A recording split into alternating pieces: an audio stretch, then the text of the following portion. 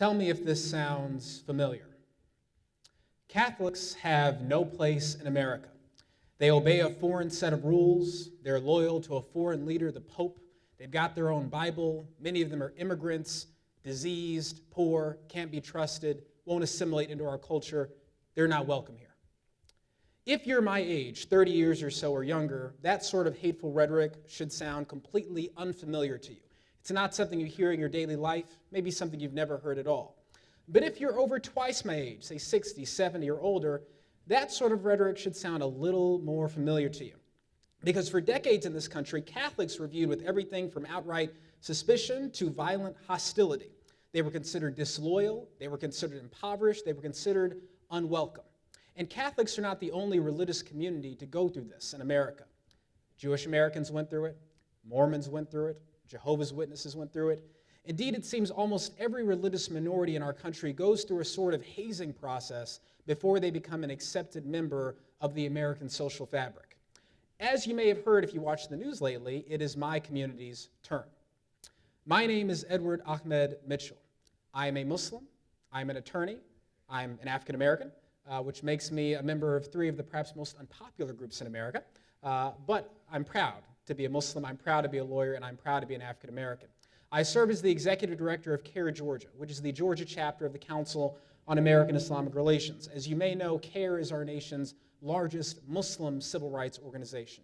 What the NAACP does for African Americans, what the Anti-Defamation League does for Jewish Americans, CAIR does for American Muslims. Our main focus is fighting anti-Muslim discrimination. Our goal is to win the struggle for acceptance, just like our Catholic neighbors and our Jewish neighbors did before us. Even though the struggle we face today as Muslims is similar to the struggle that our Jewish and our Catholic neighbors faced before us, it's different in a few key ways. One is that Muslims have been here since before America was a country. Many of the African slaves brought to America were Muslim, so the religion is not really new to the country. The other reason our struggle is unique is that we're not only having to deal with bigotry here at home, but extremism from overseas, both of which contribute to something we call Islamophobia. That is a prejudice or hatred of Muslims. American Muslims and normal Muslims around the world are essentially being squeezed between two opposing forces. We've got Muslim extremists on our right and anti-Muslim bigots on our left. Muslim extremists, largely overseas, engage in horrific acts of violence. They use religion to explain it, political grievances to justify it. They call it all Islam, and in doing so, they not only inflict violence upon their victims, but upon the very reputation of my faith, contributing to Islamophobia. On the other side of us are anti-Muslim bigots here at home who seek to do the exact same thing, but with their words. They research Islam online for 10 minutes, declare themselves experts. Next thing you know, they're on a certain cable news channel, screaming about the dangers of Sharia law and jihad and blah, blah, blah. American Muslims and normal Muslims around the world are essentially fighting and defending ourselves in what's a two-front information war. It's not a struggle for money, it's not a struggle for territory, it is a struggle for hearts and minds. Muslim extremists are struggling for the hearts and minds of young Muslims around the world who are trying to decide how, if at all, they'll confront the problems facing our community. And anti-Muslim bigots are struggling for the hearts and minds of our neighbors here at home, people of other faiths, who are still trying to decide what they think of Muslims. Will they accept us, befriend us, tolerate us, reject us, intern us? This is a struggle for their hearts and minds as well. And over the past 20 plus years, CAIR has been at the forefront of trying to win this struggle. Now, if you turn on the news and you see that anti-Muslim bigots have offices in the White House and that Muslim extremists control territory in the Middle East, you might go, wow, CAIR, you guys suck at your job. Things are not going well. And to some extent, that is true. Things might not seem like they're going well. Indeed, it may seem like Muslims might be the first religious community in America to lose that struggle for acceptance, that struggle that our Jewish neighbors won, that our Catholic neighbors won. Maybe we'll lose. It might look like that. This is a moment of peril. But I also believe this is a moment of great, great, great opportunity. Because what has happened since the rise of ISIS and the election of President Trump is that anti-Muslim bigots, mainstream Muslims, and Muslim extremists have all been forced into the arena together. In legal parlance, the issue has been joined. That means that the trial has started, right? When you get forced into an arena, someone's coming out a winner, someone's coming out a loser. Either they're going down or we are. And so now anti-Muslim bigots had their chance to do all the horrible things they want to do. Muslim extremists had their chance to do all the horrible things they want to do. And mainstream Muslims have now been forced to meet this challenge. And God willing, I think we're going to meet the challenge. And there are three particular reasons that I'm optimistic. There are three reasons why I'm not curled up in the fetal position crying right now. Three reasons. So even though we've seen terrorism here in America, the Orlando shooting being the most horrific thing that happened recently, even though we've seen hate crimes even here in Georgia, as you may know, last year a county in Georgia attempted to block the construction of a mosque and a cemetery, which brought out all sorts of characters, including an anti-Muslim neo-Confederate militia. Even though we've seen a spike in hate crimes, including arson, targeting at least 4 mosques over the past year, and other incidents, including attacks on Muslim women and other people who are visibly Muslim, 67% increase in hate crimes in 2015 alone. Even though we've seen all of that, I'm still optimistic, I'm still hopeful, despite all of this bad news. And the reason I'm optimistic are these three reasons. First, Islamophobia is largely an artificial phenomenon. You might think that, we have a terrorist attack and then people develop a negative image of Muslims, so that's all there is. But not really. Islamophobia is largely an artificial phenomenon. What do I mean by that? So right after 9/11 happened, you might think that was the worst time for Muslims in America. That is the time when people had the most negative opinion of Muslims. Not true. In fact, after 9/11, 47% of Americans had a generally favorable opinion of Islam. Only 39% had a negative opinion. This is right after 9/11. Jump forward 10 years and you'll see that those numbers are now upside down. In April of 2011, 61% had a negative opinion of Islam. Only 33% had a positive. Jump forward a few more years, we're still holding at negative 61%. Positive creeped up a bit to 37%. Why is that? Why did the numbers go this way, even though we did not have another 9/11 style attack after the incident in 2001? So there are several artificial incidents that have contributed to a rise in Islamophobia over the past 7 years. First, in 2008, a man named George W. Bush left office. Now, if you ask American Muslims and Muslims around the world, what do you think of President Bush, you're not going to hear many positive things. They did not, and we did not like many of his policies. However, one thing he did was speak positively about Muslims. He would always say the war against terrorism is not a war against Islam. He did not let some of the anti-Muslim views that may have been held by some members of his party come to the forefront.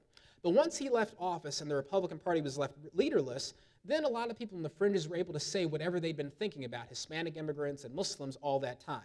That was the first big change. Second big change is that President Obama succeeded President Bush.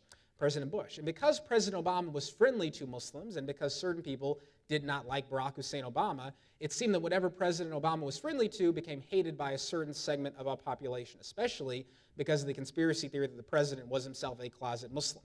So we also saw a spike in anti-Muslim views timed with the president's election.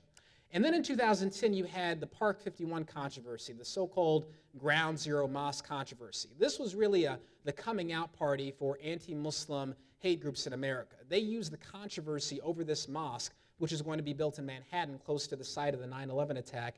They used that as a rallying cry to gain new members, new donors, to end up on the national media, spreading their hateful views. And that also led to an increase in anti-Muslim bigotry. And then the last thing, of course, in 2010, the Tea Party won the congressional elections. And not all, but some Tea Party members did hold some negative views about Muslims and Islam. Now, this chart ends at 2014, but I don't need to tell you what happened in 2015 and 2016. One, the terrorist group ISIS rose in the Middle East. Two, a certain presidential candidate, who will go unnamed, made a lot of progress in a certain primary off the backs of Muslims, of stoking public hysteria about Muslims. And so that is why we've seen so much negativity. But many of these things are artificial events. They're not natural events. And you can deal with an artificial event. You can combat an artificial event. And that brings me to my second point, the generation gap. If you look at what young people think of Muslims and Islam, you'll find they reacted to those events in a very different way than the older generation. Indeed, the younger you are, the more likely you are to have a positive image of Muslims. And there's a reason for that. So if you look at the general ratings of what do you think about Muslims in America, a large chunk will say negative opinion, smaller chunk positive, smaller chunk I don't know. But if you go into the data a little more deeply, you'll see that if you know a Muslim, what do you think? You're much more likely to have a positive image of Islam, right? And so what we see among young people is this. They are most likely to have a friend who is a Muslim, 37%. The older you get, the less likely you are to have a friend who is a Muslim. Positive correlation. The younger you are, the more likely you are to have a positive image of Muslims. The older you are, the more likely you are to have a negative opinion. It goes in a straight line. The older you get, the less Muslims you know, the more likely you are to have a negative opinion of Muslims. This is why I'm also optimistic, because eventually the young generation now will become the dominant generation. Their children and they will have met many more Muslims in their daily life and be more open and tolerant and not react with hysteria to some of the artificial events I mentioned earlier. Right? Having said that, we don't want to wait for old people to die off and young people to get older to solve the issue of Islamophobia. That's not really a solution, right? And so that brings me to my third point, the third reason I am hopeful, and that is that all of the anti-Muslim bigotry, the response to terrorism, all of this has really driven Muslims to become much more active in our society. For example, my organization, even though our main focus is fighting anti-Muslim bigotry, we have put a lot of effort into engaging in interfaith dialogue. Our theory is that education is the best vaccine against discrimination.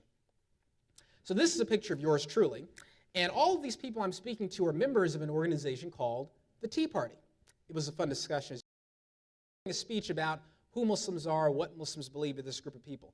They had some tough questions, they had some interesting questions, but it was a friendly conversation, and we changed some minds. I think they were shocked to meet a Muslim who did not try to kill them.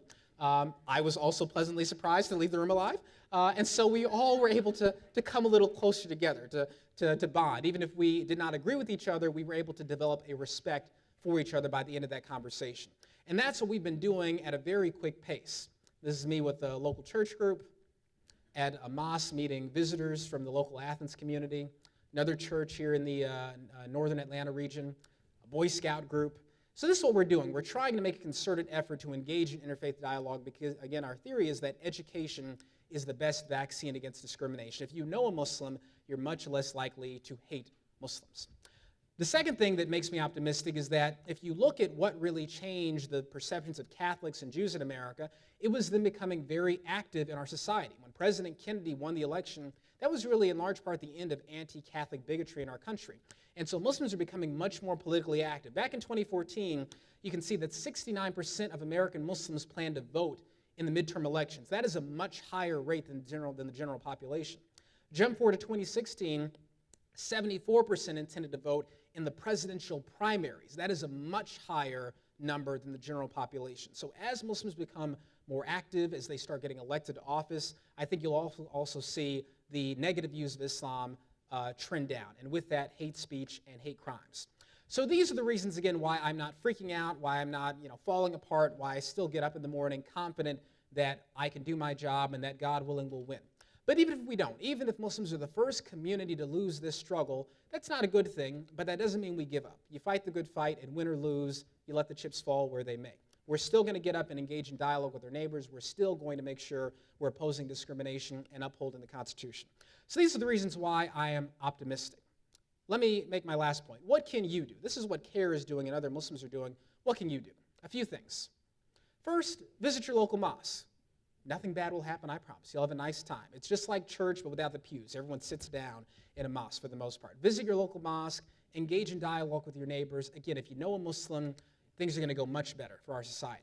Second thing, engage in interfaith collaboration. That means if you're a member of a political group here on campus, if you're a member of the Young Republicans or the Young Democrats or an LGBT group or anything else, do something in collaboration with your Muslim neighbors, with your fellow Muslim students. College is a time where people can engage in this sort of dialogue in a freewheeling way without having to worry about all the problems that we old people have to deal with in our everyday life, right? So make use of your time in school to engage in dialogue with people you may not really agree with, but dialogue is so important it breaks down walls.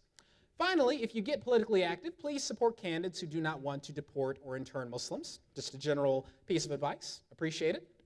Volunteer, intern, or donate to civil rights groups who are in this fight, not just for Muslim rights, but the rights of all minority communities. And I'll show you a brief little page of some of the groups that are leading the fight against Islamophobia. These are some of the main groups, including CAIR, of course. What else? In general, if you see a Muslim on the street, maybe someone who dresses more stereotypically, they're wearing a thobe and a turban and a beard, Muslim with a hijab, don't panic. If you're on an airplane, you hear someone say something in Arabic, don't freak out and call the stewardess. It's probably okay. Muslims say a lot of Arabic words in their daily life. Whenever I say I'm going to do something tomorrow, I say, I will see you tomorrow, inshallah, which means if God so wills. When I get on a plane, I pray. I don't like planes. So I make sure I say a prayer for my safety, my protection. Bismillah, alhamdulillah, wa salatu wa salam ala rasulullah. Oh Allah, God protect me. You may hear Arabic and freak out, but trust me, it's nothing to worry about, usually. Now, if someone on your plane screams, Allahu Akbar really loudly, okay, even I might get a little nervous, okay? But generally speaking, you don't need to worry if you hear Arabic on a plane. So I just say in general, treat your Muslim neighbors kindly. You see a Muslim on the street, smile, say hi. They don't bite. It's going to make them feel better, probably make you feel better as well.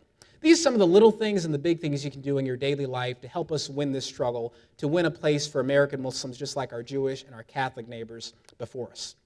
So with that, I want to close by saying that, Islamophobia really won't end in my lifetime. Our goal is not to end it. Our goal is to make it a nuisance. Anti-Semitism is still here. It's still dangerous, but it's not a mortal threat to the entire Jewish community.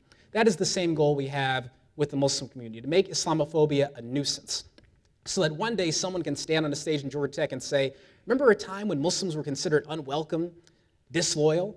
Never heard that before? That's our goal, God willing, one day. So again, I thank you, and I like to wrap up with an ancient saying of the faithful. In Hebrew, shalom alaikum. In Arabic, assalamu alaikum. In English, may peace be upon you. Thank you.